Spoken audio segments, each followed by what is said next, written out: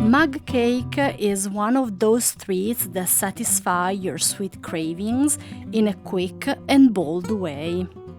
Toppings can be various, from cookies to ice cream, brownies, fruit, you name it. Simple and easy will make all the family happy. If you want to know how I did it, just keep watching. I start by measuring half a cup of flour, 2 tablespoons of cocoa powder, 4 tablespoons of sugar. Then I mix the ingredients together and I add 1/8 of a teaspoon of baking powder and 1/8 of teaspoon of baking soda.